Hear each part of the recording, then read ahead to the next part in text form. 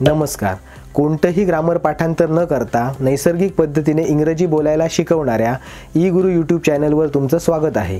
चॅनलवर पहिल्यांदाच आला असाल तर कोणतेही ग्रामर पाठांतर न करता नैसर्गिक पद्धतीने इंग्रजी बोलणं कसं सहज सोपं आहे हे समजून घेण्यासाठी डिस्क्रिप्शनमध्ये दिलेल्या इंट्रोडक्शन व्हिडिओची लिंक पहा किंवा वरील आय बटनवर क्लिक करा.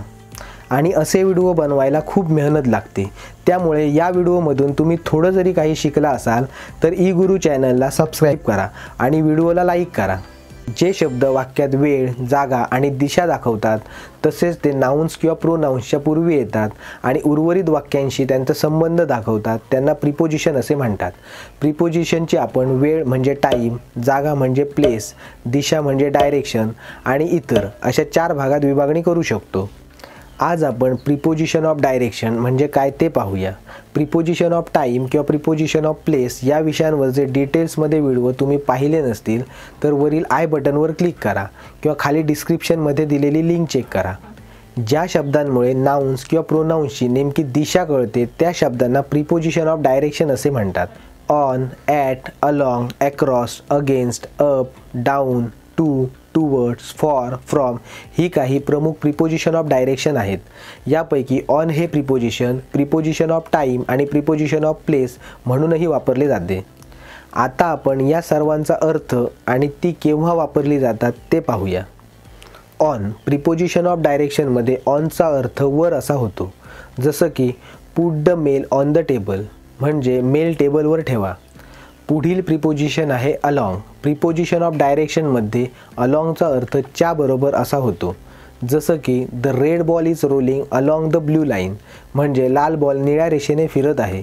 पुढील प्रिपोजिशन आहे अक्रॉस. प्रिपोजिशन ऑफ डायरेक्शनमध्ये अक्रॉसचा अर्थ च्या पलीकडे असा होतो, जसं की my friend lives across the street from me म्हणजे माझा मित्र माझ्यापासून रस्त्याच्या पलीकडे राहतो.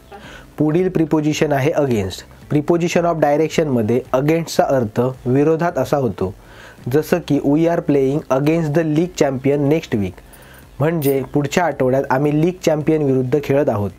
पुढील प्रिपोजिशन आहे अप. प्रिपोजिशन ऑफ डायरेक्शनमध्ये अपचा अर्थ वर असा होतो, जसं की the store is right up the road म्हणजे दुकान अगदी रस्त्याच्या वर आहे.